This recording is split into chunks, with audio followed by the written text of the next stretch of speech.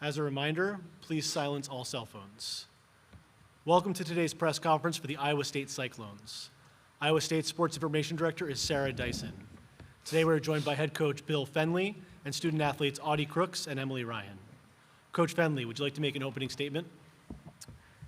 First of all, I thought that was one of the most entertaining games I've ever been a part of, certainly for the NCAA tournament.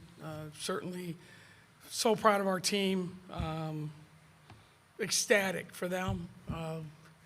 Little down because of Brenda and how well her team played, but just a tremendous effort, and really proud of the way we showed some fight in the second half and made just enough shots to beat a really good team.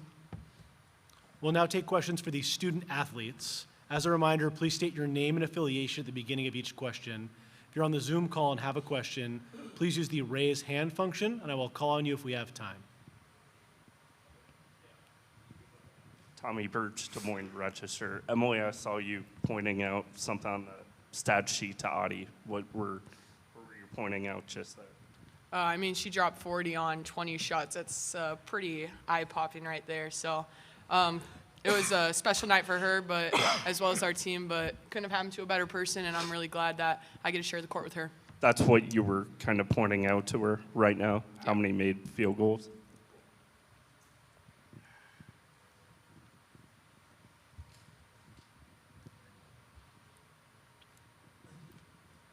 Audie, this one's for you. Michelle Smith from The Next. You guys were down by 20 with 1:28 left in the first half. What was the conversation at halftime? And as you guys started chipping away at it, what was your confidence level that you guys would be able to pull this off?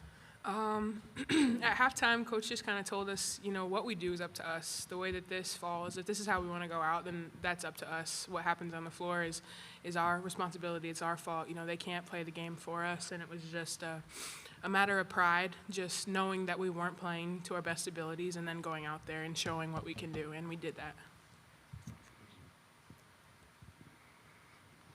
Hey, y'all. Kareem Copeland from the Washington Post. This one's for you, Audie. Kind of a two-parter. Sure. I saw you before the game. You kind of were off to the side during warm-ups, and you kind of closed your eyes and kind of took a breath, took a moment to yourself. Sure. Kind of what's going through your mind at that point, and then as the game's going on and you're cooking, what's that feeling? What's going through your mind as you're having that much success? Yeah.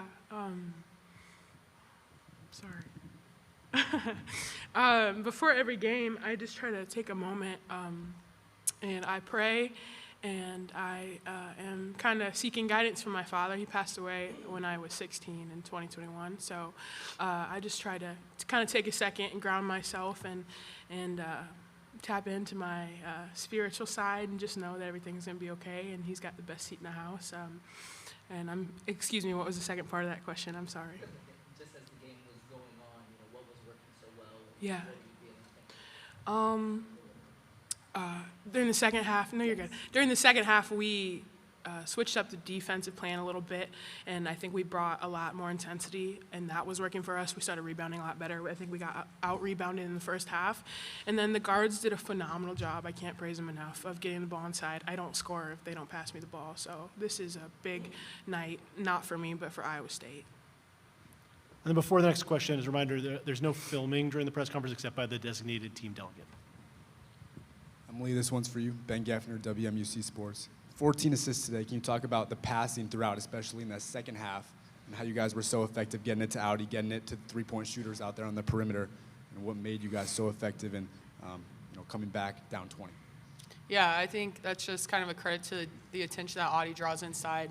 When we throw it in there, she goes and gets it every time, and she finishes so well. And then when she gets rolling, they have to suck inside, and so then the skip shots are open, and the shooters were knocking them down in the second half. And so people were executing really well in the second half, and that's just kind of a credit to where the coaches put us in the right spots, and putting us in places that we can be successful. This one's for Emily. Emily, was it a matter of getting better three-point looks in the second half, or shots that maybe weren't falling in the first half were falling in the second? Yeah, I think it's a combination of both. I thought we were getting better looks in the second half. Kind of started when we got an offensive rebound and an easy kick-out three is kind of when our momentum started rolling for us. And so I think when we're able to make extra plays, effort plays are what really drives this team. And so I thought Kelsey came in and was a huge spark for us, and she made huge plays for us.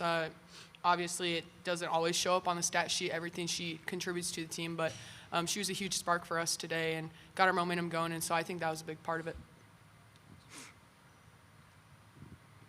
Audie, how much did you know you would accomplish tonight in terms of, how many field goals she had, how many points and stuff like that up until Emily showed you?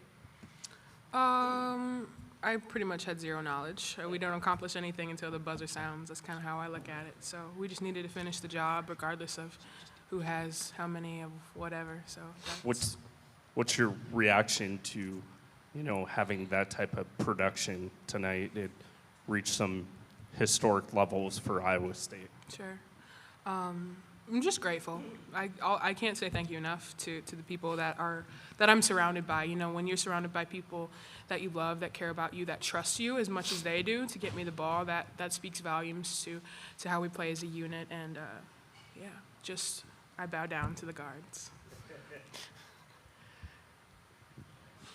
For both of you guys, Emily and Audie, just the execution rate coming out of halftime to erase that 16-point deficit in 7 minutes. Did you guys take anything that you may have learned in that Baylor comeback earlier this year or a couple other games? Or was it anything that Bill or the other coaches had to say at halftime? Yeah, I think this one, more so than technical basketball stuff, this was more so a visual representation of the character on this team and how connected we are, and we're going to go through it together, whether it's riding the highs or battling through the lows. And so we just stayed connected. There was a lot of belief throughout, and when it comes to March, you want to keep playing. You want to be able to show up the next day and continue to be around this team because it's something special and you don't want it to end. And so that's something that you want to really remember when you're playing. And you don't want the season to end for your seniors because it's their last go-around too. And so just trying to extend the season as long as possible so you can make more memories in March. Alex Simon from SFK. Audie, it seemed like there was a few times in the second half especially where you were almost smiling even before you're inside the three-point line. What's the feeling like when you're almost so confident that even without the ball, it's like, is this like a confidence thing of if I get the ball, I know it's 2 points? Not necessarily that, just kind of taking what Coach Fenn said in the locker room, like you don't get to do this again. You don't get the time back. So, I mean, you can feel sorry for yourself and say we're down 20, hang your head and give up, or you can smile, enjoy it, and take every play with grace and utilize that to your advantage, and that's just what I try to do. This next question will be the last question for the student athletes. Hi, Audie. Hi, Emily. Janie McCauley from Associated Press. Were you nervous at all for this? I mean, this big stage. I mean, you've been playing some big games for a while, but you just seemed, kind of to touch on what Alex said, just seemed so calm, and even if your first shot didn't go in, you created a second chance, and just didn't ever seem phased out there by their big lead or anything. Right.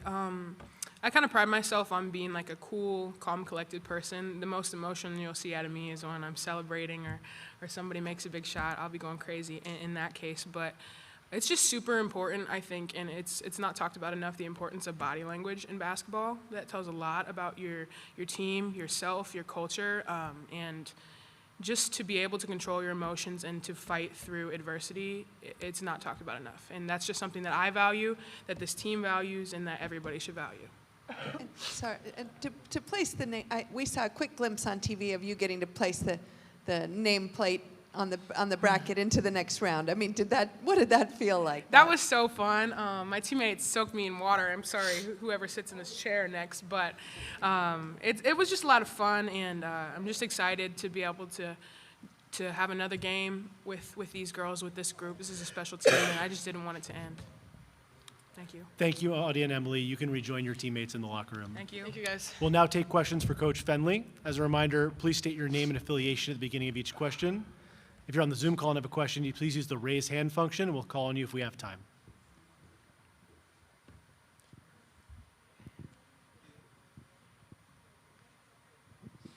Hi, Coach. Michelle Smith from The Next. Hello. with a young team, they don't have a lot of history or context about going down in an NCAA tournament game and not coming back, whatever. Was this your halftime speech? Is it easier with a younger team because they don't have a lot of history to go on? No, I think that's a great point. They don't know what they don't know, and I think you can tell with Audi's personality, and they just go play. And the message at halftime was there wasn't really a basketball discussion. It was more about, we talk when we leave the building, is your head up or your eyes open? You have a smile on your face, and is your heart full because you did your best? And we did not do our best in the first half. That's a credit to Maryland, and that's all I said. When you walk out, the scoreboard's going to go dark, but you're going to take some things with you. And I think they just made that decision in the second half. Obviously, the game changes when you make some shots, but our freshmen have been that way all year. They really have. The stage just doesn't seem too big for them, and we'll see what happens Sunday, or whatever day we play. But they've handled it that way all year. Tommy Birch, Des Moines Register. Bill, where does Audi's performance tonight rank in terms of individual accomplishments that you've seen during your time here? Well, I would say it's obviously one of the best I've ever seen, considering the points, the efficiency, the venue, the event. Probably the last one I saw was on the other way when Jane Appel put 46 on us in a regional game.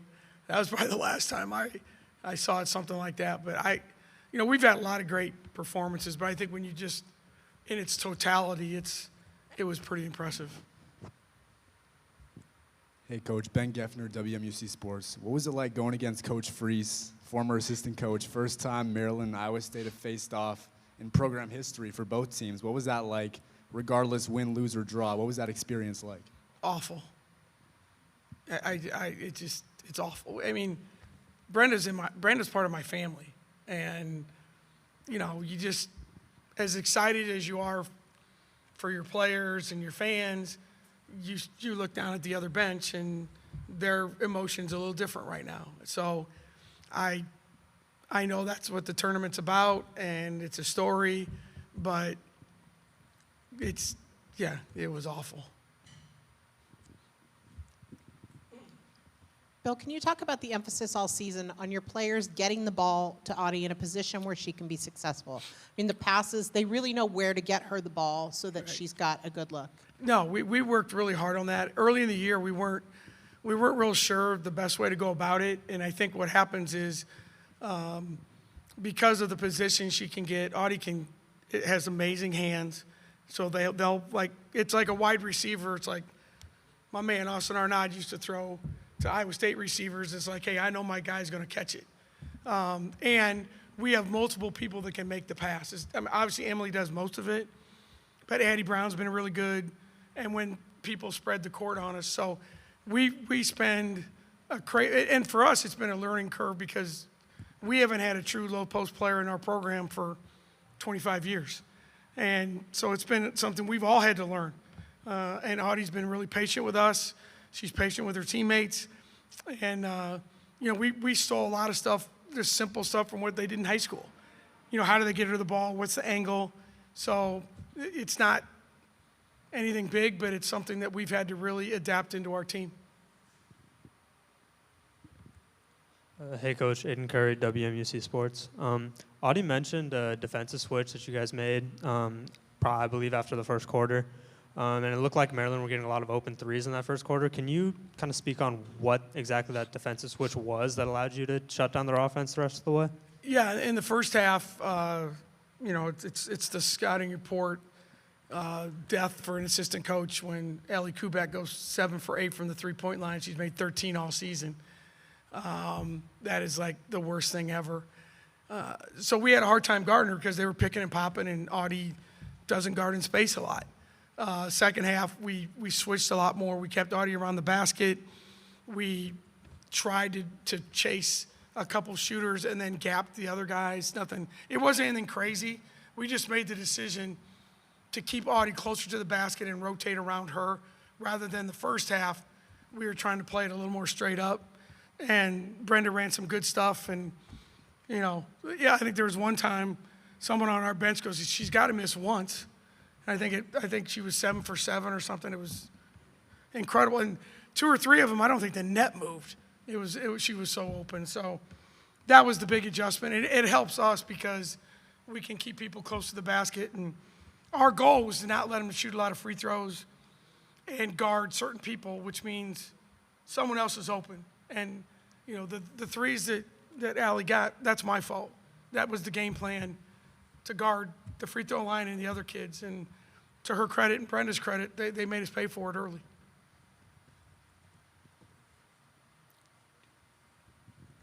Hi, Bill. Janie McCauley from Hi. AP. Audie just spoke about body language and the importance of, you know, having joy and just being you know, a good sport out there. And she showed that. How do you think she is so poised at such a young age and to do that and honor her father and all the things she's gone through? Well, I think, first of all, if you met her mother, you'd know. Her mother's an amazing woman. Audie grew up in a small town in Iowa, private school, and I think has been someone that was completely embraced by the community. She knew at an early age, I think, that she was going to be viewed and had the opportunity to do some things. I mean, she sang, she played, like every place we go on the road, she's playing the drums and shoot around. She's just one of those people, and I mean, you listen to her speak at 18 years old, it's incredible. But it's her mother, it's her belief in her faith, and you know, she actually committed to us shortly after her father passed, and I think that was the thing that she really felt was something that she wanted to do. He was an Iowa State fan growing up, and that probably was the big thing. But she's like that all the time. She's always smiling. She loves life, and it's been good for all of us, especially this old guy that's in the 4th quarter of his career. So it's fun to be around someone like that every day. Thank you. Quick two-parter. The question I asked Emily about three-point shots, better shots and better looks in the second half, or knocking them down. And then I read that you frequented a restaurant that Audie liked as part of the recruiting process. Yes. Will you share the name of the restaurant? Yes. Cinco de Mayo. I don't even like Mexican food. But when you're recruiting Audi Crooks, you go to the Mexican restaurant a lot. As far as the shots go, I think we did have better looks in the second half because they were kind of collapsing a little bit more. And I think the other thing that happens is, for us, you can get a transition 3 once in a while. We finally stopped them maybe once or twice and got a transition. Like, it's tough to get a transition basket or a good look when you're taking the ball in the net all the time. So we finally got some stops, ran it up the court, and hit a skip pass or 2. Kelsey, Hannah hit some big ones. Emily hit some. So I think it was more coming off of our defense being better. Thank you, Coach, and good luck on Sunday. Thank you all for your time. Really appreciate it. We'll now have a short break and be back with Maryland's press conference. Iowa State's locker room is open until 7:14.